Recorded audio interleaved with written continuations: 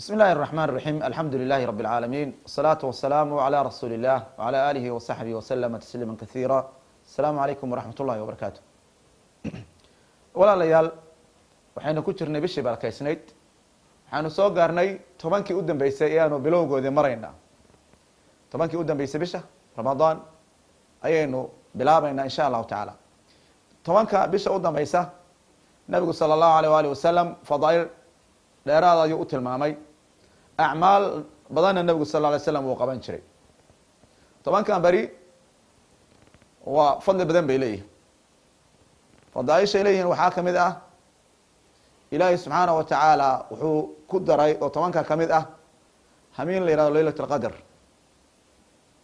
oo ilaahay subxaanahu wa tacala uu si gaara u maamuusay oo ilaahay subxaanahu wa tacaala uu qur-aanka ku sheegay habeenkaasi wuxuu leeyahay waxyaalo gaar oo khasaais ah khasaaista habeenka uu leeyahay waxyaalaha uu gaarka la leeyahay waxaa kamid ah allah subxaanahu wa tacaala anzala qur'aan habeenka waxaa la soo dejiyey oo ilaahay uu soo dejiyey qur'aanka ilahay baa yihi subxaanaه wa taعala ina anzalnaahu fi laylat اlqadr qur-aanka waxaan soo dejinay habeenka sharafta badan qaymaha habeenka uu leeyahay waxaa kamid ah habeenkaas wuxuu ka khayr badan yahay kun bilood si ilaahay subxaanaه wa taعala ba uu tilmaamayo laylat اlqadri khayru min alfi shahr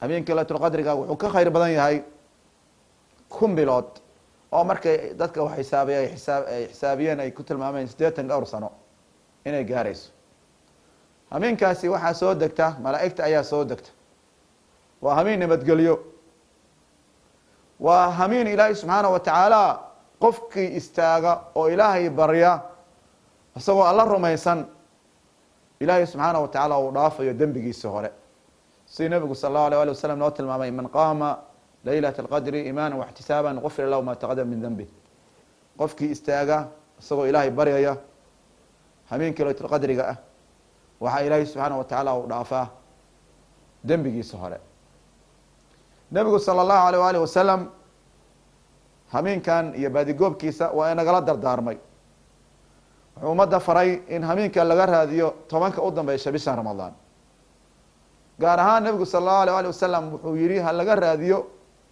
tirada isdheer 21-ka 23-ka 25-ka 27-ka 29-ka laga raadiyo nabigu sal allahu alيh alih wasalam tobankan markay soo gasho sida caaisha ay warinaysa radi allahu tacaala canha wuxuu nabigu sameyn jiray shadda mizara guntiga ayuu adkeysan jiray alayhi الsalaatu wasalaam habeenkiisana waa nooleyn jiray oo wuxuu ku nooleyn jiray cibaado iyo istaag iyo alla bari ayuu ku nooleyn jiray reerkiisana waa baraarujin jiray oo waa kicin jiray cibaadada ayuu u kicin jiray nabigu sal alه alay slam waxyaalaha nabigu sameyn jiray waxaa kamid ah tobanka dambe alictikaaf oo ah masaajidka in qofku ku nagaado tobanka beri oo mashaaqishii adduunyo uu iska xiro oo u go-o cibaadada ilahi subxaanaه wa tacaala waxyaalaha la sameeyo tobanka bere waxaa kamid a qur-aankii iyo akrintiisii in la ziyaadiyo in qur-aan akhriskii la ziyaadiyo in ilaahay loogu dhawaado daacaadka o dhan hadday tahay sadaqo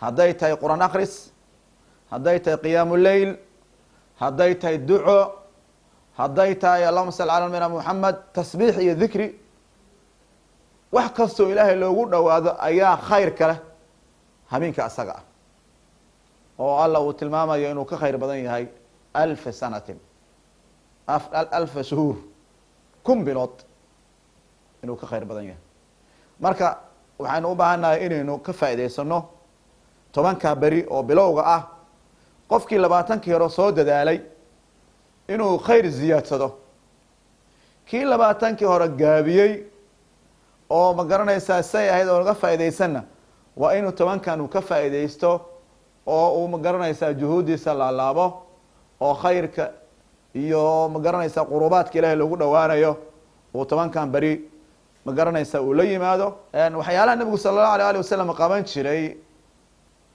sidaan soo tilmaamnay waxaa kamid ahaa qiyaamu leylka iyo ducada waxaa jira ducooyin nabigu ku ducaysan jiray alayhi الsalaatu wasalaam oo nabiga laga wariyey. ducooyinka waxaa kamid ah nabigu salى الlahu alيه wasalam caaisha weydiisay waxay tii rasuul allow habeenkaas laytulqadarka ah haddaan waafaqo maxaan ku ducaystaa?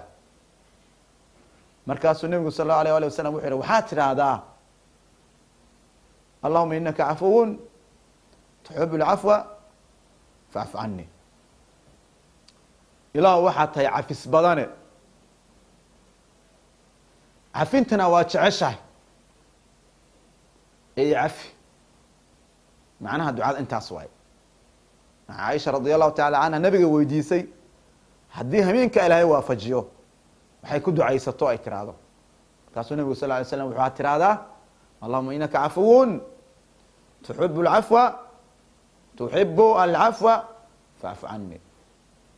marka ducoodana waxyaalaha dee qofka sida cibaadada o dhan ba waa duco. ducadu adducaa hiy alcibaada. cibaadada o dhan ba waa duco. salaadu waa duco, zakadu waa duco, soonku waa duco, sadaqaadku waa duco. dhammaan qurbaadka iyo waxyaalaha ilahi loogu dhawaanay dhammaantood waa wada duco. ducaduna waa asalka cibaadada weeye, waana waxa ilaahay aan addoomaha ugu nahay inaan alla barino subxaana wa tacaala. adducaa waay. salaadan tukana ilahay baanu ku baryaynaa subxaana wa tacala inuu dembigana dhaafo. soonka ilahay baanu ku baryaynaa inuu naga aqbalo dembiga noogu dhaafo. zakada iyo waxyaalaha kaleo cibaadaadka ilahay aan ugu dhawaaneyn dhammaantood duco wey. marka ducada waa in la ogaado. ducada way nugu yar tahay, aad bay nugu yar tahay in la ducaysto fi sujuudi, magaranaysaa xilligaa sujuudsanta ilaahay barido oo weliba de waxyaalaha waaweyn ila la weydiiso. janno iyo dambi dhaaf baa lala weydiisa. adan waxyaalaha yaryar ilahay weydiisan waxaa laga yahay habeenka ilahay inuu kuwaafajiyo. marka si aad uga faa'iidaysato oo magaranaysaa aad wax weyn u hesho, waxa weyn ilaahay weydiiso. markaas janno weydiiso, dambi dhaaf weydiiso. dadkii hore janna ilahay weydiisan jireen. waxaa laga yaaba qaarkeen inaanu waxyaala hoose oo gaagaaban oo aada u yar anu hamigeenu uusan dhaafsaysnayn. marka insha allah ducadan aanu ku dadaalno maalmahan. waxyaalaha cajiibka oo aad iyo aad ku qiimaha badan waxaa kamid a adducaa, ilaah in la baryo oo mashaakisha iyo dhibaatoodan haysatana si guud aad inugu soo ducaysaan. arrimaha culayska ka jira dalka, colaada iyo magaranaysa hogaam xumada iyo abaaraha iyo kuleylka iyo ilahay koroonaha iyo cudurada, ilaahay subxaana wa tacaala noo weydiisaan. dadka muslimiinta qaar badan oo ducadooda aqbalaya ku jira inaad noo soo ducaysaan. jazakum allahu khayra. asalamu calaykum waraxmat ullah barkatu.